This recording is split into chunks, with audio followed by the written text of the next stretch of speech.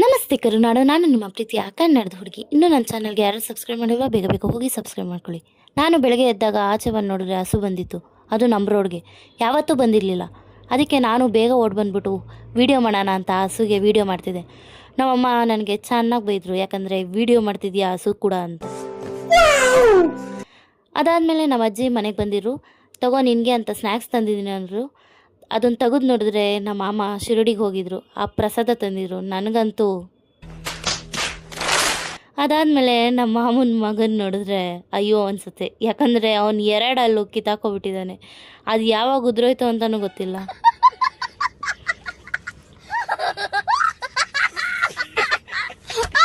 ಆಮೇಲೆ ನಮ್ಮ ಮನೇಲಿ ಮಾವಿನಕಾಯಿ ಉಪ್ಪಿನಕಾಯಿ ಹಾಕೋಕ್ಕೆ ಅಂದ್ಬಿಟ್ಟು ಎಲ್ಲ ಪ್ರಿಪ್ರೇಷನ್ಸ್ ನಡೀತಿತ್ತು. ಯಾಕಂದರೆ ಇವಾಗ ಮಾವಿನಕಾಯಿ ಸೀಸನ್ ಅಲ್ವಾ.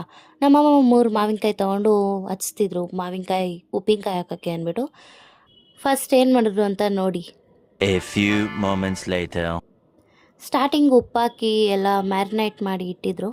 ಅದಾದಮೇಲೆ ಸ್ವಲ್ಪ ಪೀಸು ತಿನ್ನೋಕ್ಕೆ ಅಂದ್ಬಿಟ್ಟು ಕಟ್ ಮಾಡಿಕೊಟ್ಟಿದ್ರು. ಸಡನ್ನಾಗಿ ನೋಡಿದ್ರೆ ನಮ್ಮನೆ ಹತ್ರ ಪಾರಿವಾಳ.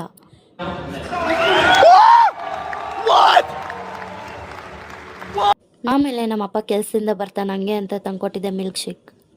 ಆಮೇಲೆ ನಾನು ಕಣ್ಣಿಗೆ ಬಿದ್ದಿದ್ದೆ ಈ ಕಣ್ಣಿನ ಡ್ರಾಪ್.